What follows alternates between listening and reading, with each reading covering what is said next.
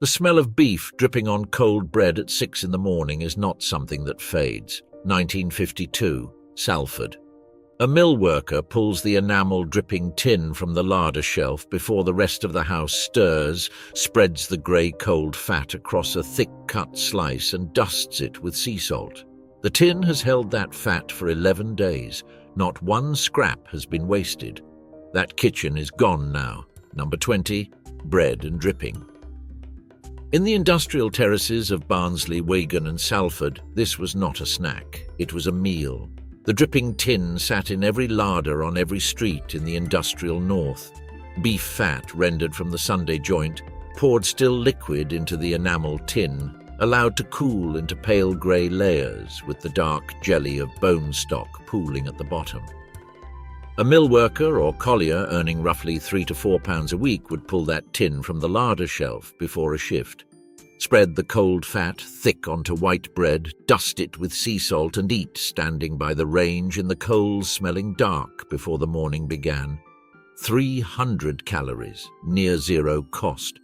The Ministry of Food had encouraged it in pamphlets distributed to working-class households during the rationing years. Local memory holds that the dark jelly at the bottom of the tin was the part that was fought over, spread thin and eaten first before anyone else could claim it. By the 1970s, the dripping tin had been replaced by a tub of margarine and a growing national conversation about cholesterol, and the tin disappeared from the larder shelf without ceremony. Number 19, tripe and onions. In the mill towns of Lancashire and Yorkshire, tripe shops dressed ox stomach daily, bleached white, boiled tender, ready to collect from the counter. A working family would fetch it for a few pence per pound, bring it home in paper, slice the pale honeycomb surface into a heavy pan with sliced white onions and full-fat milk, and simmer it for 45 minutes until the liquid thickened and the tripe softened into something yielding, mild and surprisingly delicate. High in protein, costing almost nothing. Trade records from United Cattle Products and similar dressers confirm it was sold by the ton across the north through the 1940s and 1950s. By 1980, dedicated tripe shops had shuttered across Lancashire and Yorkshire. A food that had fed millions for more than a century vanished in a single decade. Not because it failed anyone, but because it smelled of the past, and the past had become something to move away from rather than something to carry forward. Number 18, bubble and squeak in its original form. Not the restaurant version, not the neat golden cake served beside a poached egg in a gastropub. The original. Monday night in a working-class kitchen anywhere in Britain between 1945 and 1955, cold boiled potato and cold cooked cabbage from Sunday, chopped roughly together on the board, pressed into a cast-iron frying pan with a generous spoon of dripping, and fried hard until the underside blackened and the edges crisped and the kitchen filled with the sharp, sweet smell of hot brassica and rendered fat, eaten with brown sauce or a scrape of English mustard directly from the jar. Monday's dinner cost nothing because Sunday's leftovers cost nothing twice. A Women's Institute circular from the post-war years endorsed the method explicitly as sound household management. The dish that exists today is a polished imitation. The original was darker, fattier, less presentable, and never appeared on a menu in its life. Number 17, scrag end stew. The scrag end was the neck of the mutton, the cheapest cut at the butcher's counter, priced at just a few pence per pound, avoided by anyone with better money because it was tough, bony, and demanded time rather than skill. A housewife in Sheffield or Wolverhampton managing a food budget of 10 to 15 shillings a week during the years of meat rationing that stretched until 1954 understood that scrag end punished impatience and rewarded patience absolutely. She put it in the pot with swede, carrot, pearl barley, cold water and salt, set the pot on the range and left it for 3 full hours. The barley absorbed the stock. The connective tissue dissolved slowly into the broth. The bones released their marrow. 4 dense, deeply flavoured bowls emerged from one cheap cut that had cost almost nothing at the counter. Ration book records from the late 1940s confirm mutton was the most commonly allocated protein in working-class households across the Midlands and North. Scrag end is now rarely found in supermarkets. The cut was not discontinued because it was inferior to anything. The market simply stopped requesting it, and the butchers stopped stocking what no one standing at the counter had the language to ask for anymore. Number 16. Grey pea soup. In Lancashire, in the market towns of Wigan and Bury, grey peas, dried marrow-fat peas, hard as river stones, were sold from open sacks at market stalls and soaked overnight in cold water with a pinch of bicarbonate of soda in an old jam jar or enamel bowl set on the larder shelf. The next day they were tipped into a pot and boiled until they softened into a thick, earthy, pale green mass, seasoned with salt and shaken over liberally with malt vinegar. Near zero cost. Complete protein, filling for hours without heaviness. They were sold hot from stalls at fairs and wakes weeks and eaten at home as a main supper across the working-class north. Lancashire dialect cookery notes preserved by local history societies confirm the tradition ran unbroken from the Industrial Revolution well into the 1950s. Then dried pulses disappeared from the front of the weekly shop, replaced by tinned processed peas that cost more and satisfied less, and the grey pea vanished from the British domestic table at almost precisely the moment the first fast food restaurants arrived to offer something louder and far more expensive in its place. Number 15. Faggots in gravy. In the Black Country and across South Wales, the pork butcher made faggots from what the rest of the animal left behind. Pig's liver, heart and lights minced together with finely diced onion, dried sage and stale breadcrumbs. The mixture formed into rough balls and each one wrapped in the lacy, translucent membrane of pig's caul fat, then packed tightly into deep baking trays and cooked in a hot oven until the fat crisped at the edges and the meat set firm inside. Served in thick, dark onion gravy ladled over mashed potato, this was a complete and satisfying dinner for a few pence per person. Women's Institute recipe cards from the West Midlands document the preparation in careful detail. Today, faggots survive barely on supermarket shelves, stripped of their caul fat, frozen into uniform spheres, sold in boxes that carry the name while the substance that justified the name has been removed entirely. The real version has not been made at home in most British kitchens for 4 decades. Progress did not improve the faggot. It standardized it into something the original maker would not have recognized and called that standardization convenience. Number 14. Pan Haggerty.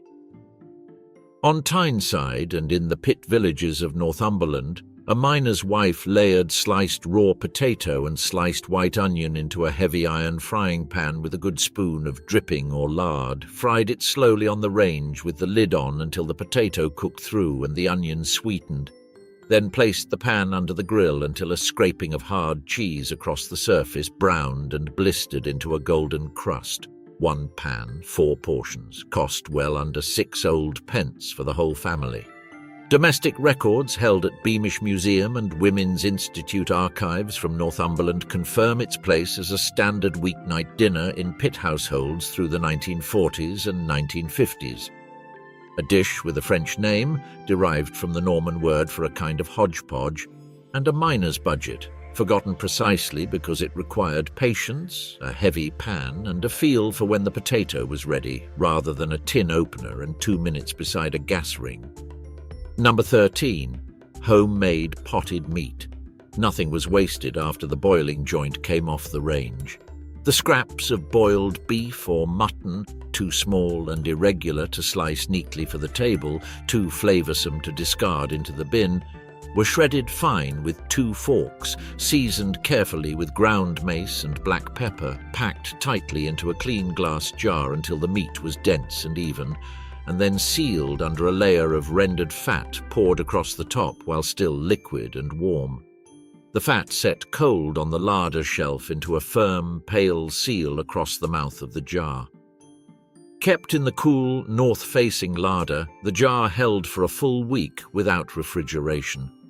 Spread thickly onto thick-cut bread, it was supper for 3 evenings, running from scraps that would otherwise have fed no one. Women's Institute preserving circulars from the post-war years documented the method as entirely standard domestic practice. When the refrigerator arrived in British working-class homes through the early 1960s, the fat seal became technically unnecessary, and without the need for it, the habit dissolved. The recipe, never written down anywhere official, never passed to the next generation, simply discontinued as though it had always been optional. Number 12, the fried potato sandwich.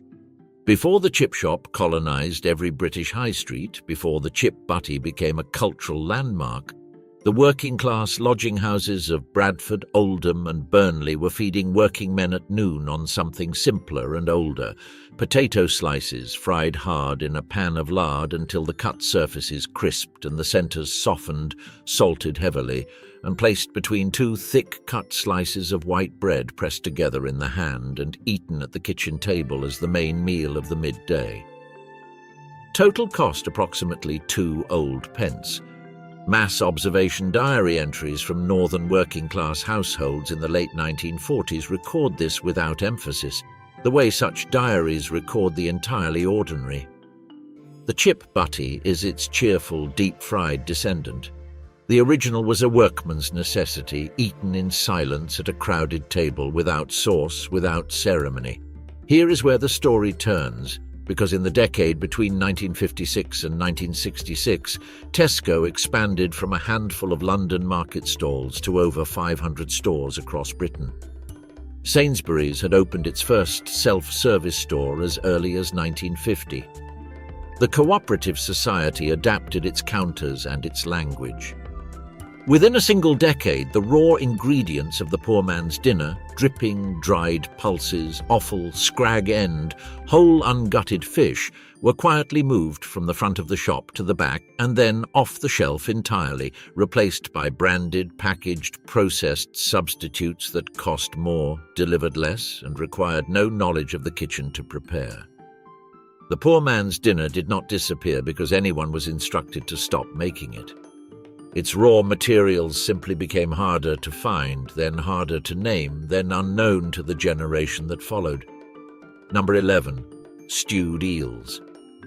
In the East End of London and in the river towns that fed Billingsgate Market through the post-war years, live eels were cheap, abundant and highly perishable, bought from market stalls and street sellers for a few pence, chopped on the board into short lengths without ceremony, dropped into a pot of cold water with a bay leaf, a splash of white vinegar and a handful of fresh parsley, and simmered until the flesh softened and the liquid began to turn cloudy, and then, as it cooled, set into a clear, trembling jelly around the pieces. Eaten cold from an enamel bowl or served hot with the cooking liquor poured over. High protein, deeply flavoured, costing pennies. Billingsgate Market records confirm eels were consistently among the cheapest fish available in London through the 1950s, bought in quantity by working-class households across the East End. By 1975, the eel stalls had disappeared from most London streets. A food that had fed working Londoners for 2 centuries vanished within 1 generation, and not one person in 100 under the age of 50 in Britain today knows how to prepare an eel for the pot. Number 10. Elder. This is the one that stops most people entirely. Elder was boiled cow's udder, purchased already dressed and already boiled from the offal stall or the tripe dresser, sliced cold at home on the board, and eaten with thick bread, a pinch of salt and a splash of malt vinegar, or wrapped in greaseproof paper and carried to work as a cold midday meal. In Yorkshire and Lancashire through the 1940s and 1950s, tripe dressers prepared elder alongside ox tripe, pig's trotters and chitterlings as part of the standard weekly offal offering. Yorkshire offal trade records confirm it was a regular product with a regular and loyal market, near zero cost at the counter, very high protein at the table. It required no cooking at home, no fuel, no skill beyond a sharp knife. It disappeared not because it was unpleasant. Those who ate it regularly describe it as mild and firm, but because the word itself became unutterable in polite company. And what cannot be named in a shop cannot be sold, and what cannot be sold is eventually unknown, and what is unknown is eventually gone. Number 9. Bread pudding as a main meal. Not the tea shop slice, not the dense spiced square sold beside the Victoria sponge on a paper doily. Before bread pudding became a confection, it was a midweek working-class dinner. Stale bread, at least 3 days old, broken into an enamel bowl and soaked in full-fat milk until the crusts softened and the white absorbed all the liquid, then mixed with suet, dried fruit, sugar, a fine grating of nutmeg, and an egg when the ration allowed one, packed into a square baking tin and placed in a cooling range oven for an hour until it set firm, pulled from the sides and cut into heavy, satisfying squares. Served hot, this was a meal with genuine caloric weight and genuine staying power. School meals registers from the early 1950s confirm bread pudding appeared regularly as a main course in working-class school canteens, not as a treat, but as the thing itself. The reclassification of bread pudding from hot main meal into tea shop cake is one of the quietest acts of culinary erasure in British domestic history, accomplished not by any single decision, but by the slow cultural drift that made everything dense, cheap and filling feel like either poverty or pudding and never like dinner. By the early 1960s, a precise and irreversible process had begun in British domestic architecture. New council house specifications issued by the Ministry of Housing removed the north-facing larder from the standard floor plan and replaced it with a kitchen alcove fitted for a refrigerator. The cool, dark, stone-shelved room that had served as the working-class household's preservation chamber, food calendar, and weekly economic engine, gone from the blueprint, gone from the build, gone from the house before the family moved in. Domestic science curricula at secondary schools began quietly removing offal cookery, dripping use, and dried pulse preparation from the syllabus around the same period. The knowledge was not lost in the sense of being destroyed. It was simply not taught to the next generation. There is a difference between those two things, and that difference is where the dinners went. Number 8, liver and onions in its original working-class form. Not calf's liver at £22 in a Soho restaurant. Pig's liver or ox's liver, the cheap cuts available for a few pence per pound from any working-class butcher through the 1950s, sliced thin against the grain, dusted lightly in plain flour, dropped into a hot pan of lard with sliced white onions and fried hard until the edges crisped and the onions softened and caramelized against the cut surface of the meat, then a thin, dark gravy made in the same pan with a splash of water and the flour that remained poured over mashed potato at the table. Ministry of Food nutritional bulletins from the post-war period promoted liver specifically and repeatedly for its iron content, and Marguerite Patton included clear, practical variations on BBC home service domestic broadcasts in the early 1950s. The same meal made today from the same animal costs a fraction of what a single lamb chop costs at a supermarket meat counter. It was Thursday night dinner in a Wolverhampton back-to-back. It has been replaced in the cultural imagination by an expensive restaurant version that most working families have never eaten and most working budgets cannot absorb. Number 7, cold boiled bacon with mustard. A salted collar joint or gammon, one of the cheapest large cuts available from the Cooperative Society butcher through the post-war years, was placed in a pot of cold water, brought slowly to a rolling boil, and simmered for 2 full hours until the cured flesh yielded to a fork and the cooking water turned cloudy and savory with released salt and fat. The joint was then lifted out and left to cool overnight on the larder shelf, and the following day it was brought to the table and sliced cold, the fat set firm and pale around the edges of each slice, eaten with a sharp line of English mustard and thick-cut bread. It fed 4 people generously for the price of a single fresh butcher's chop. Ministry of Food. Cold meats pamphlets endorsed the method as thrifty, sound and reliable. The moment pre-sliced bacon arrived in plastic packaging on supermarket shelves in the early 1960s, the boiled collar joint retreated from working-class tables and was never reinstated. Bacon became something fried in a pan in the morning. Cold boiled bacon as a dinner has entirely disappeared, and the logic that made it perfect, cook once, eat across 3 days, waste nothing, has gone with it. Number 6. Whiting fried in dripping.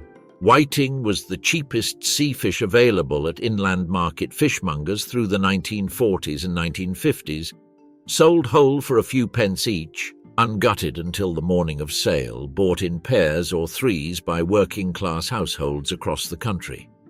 Hull fish market price records confirm it was the fish of the working-class table, consistent and cheap across the decade.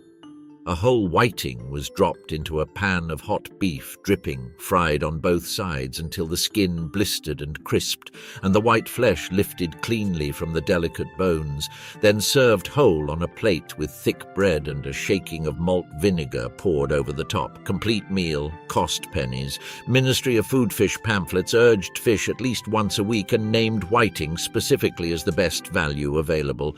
Britain invented fish and chips. Before that, it simply fried fish in whatever fat was in the pan and threw nothing away and called it dinner without needing another word for it. Number 5. Cold rice pudding eaten as supper. Short grain pudding rice, full fat milk, a spoon of sugar and a fine grating of nutmeg, placed in an enamel pudding dish and set in a cooling range oven after the main evening cooking was done, using the residual heat of the coals, wasting not a single degree of warmth. Eaten hot at the table as the main evening pudding or as the meal itself on a light night. The remainder covered with a clean cloth and kept on the larder shelf, eaten cold the next morning or as a quiet supper the following evening, the skin thick and chewy on top, the rice beneath soft and cold and faintly sweet. Cold rice pudding was not deprivation, it was the second full use of a fuel-free oven and the second meal from one preparation, and the logic was perfect and entire. School meals registers from the 1950s confirm it was a standard canteen preparation.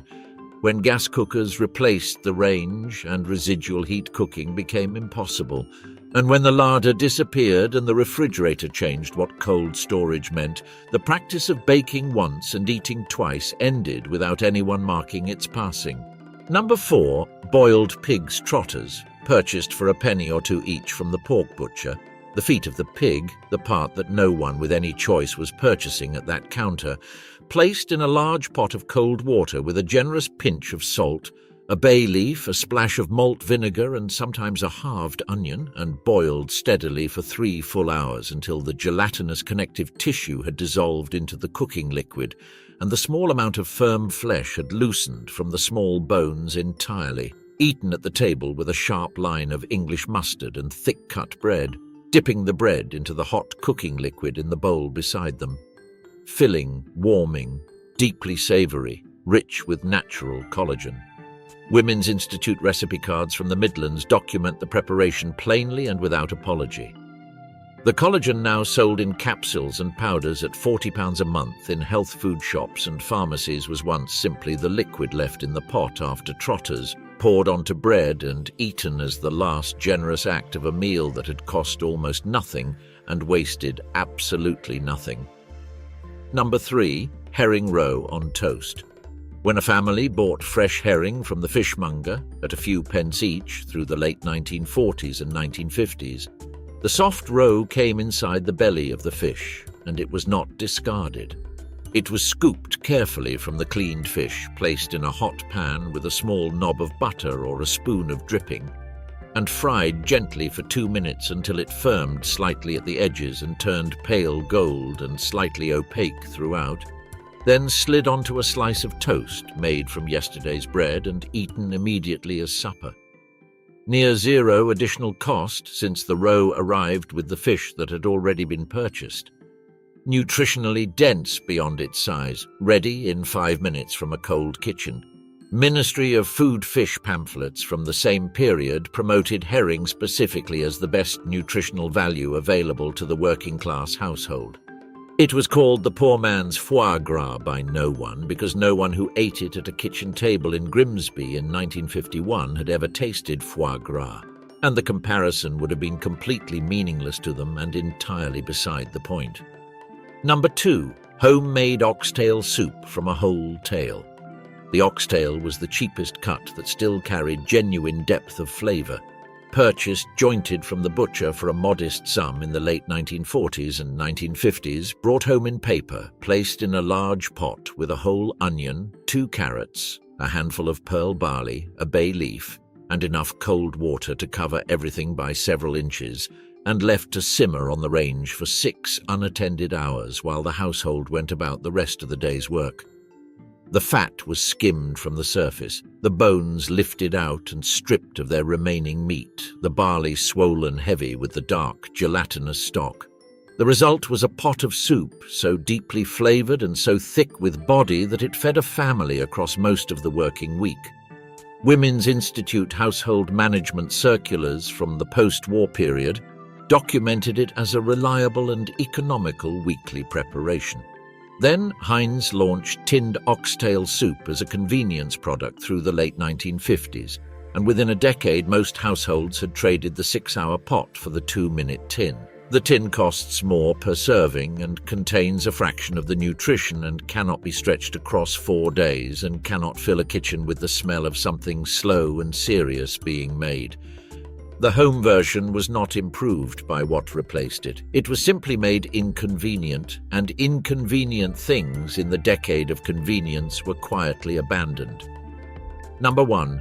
Plain bone broth, marrow bones, bare beef bones, the bones the butcher was about to discard into the bin behind the counter. Requested at the counter for almost nothing, sometimes given freely across the block because in the late 1940s and early 1950s, the butcher had no market for them and the customer asking for them was doing him a favour. Placed in a large pot with cold water, a generous pinch of salt and a sprig of parsley. Brought slowly to a boil and then reduced to a long, quiet simmer for 4 hours or more while the house filled with a smell that was not quite meat and not quite stock, but something older and more fundamental than either. Strained through a cloth into a clean pot. Poured hot over broken stale bread in a wide enamel bowl, sopped, as the practice was known, the bread absorbing the broth until the two became a single warm, sustaining thing. Eaten as the main meal of the evening. Not a starter, not an accompaniment, not a health supplement sold in a glass bottle at £4.50 from a shelf in a shop that sells crystals in the same aisle. Dinner. Mass observation food diaries from Bolton and Salford in the early 1950s record bone broth without emphasis, in the same tone used to record the weather or the price of coal, something so ordinary it barely merited a full sentence. Ministry of Food leaflets from the wartime years urged every household to make stock from the bones that would otherwise be wasted, and working-class kitchens needed no instruction because the habit had never required one. Today, the same liquid is sold as a revelation. In 1952, it was Tuesday. Somewhere in Salford, the larder shelf is empty, the enamel-dripping tin is gone from its place. The bread bin is closed and dry. The range has been cold for years, where the north-facing wall used to hold a week's worth of meals on a single stone shelf, the potted meat jar, the dripping tin, the covered bowl of cold broth, the glass of grey peas soaking in their overnight water. There is now plasterboard, and behind the plasterboard a humming refrigerator full of things wrapped in plastic that will be thrown away before the week is out. The dinners did not disappear because anyone decided they should. They disappeared because no one wrote them down, and the kitchens that made them possible were sealed behind plasterboard, and the generation that carried the knowledge simply ran out of people willing to ask.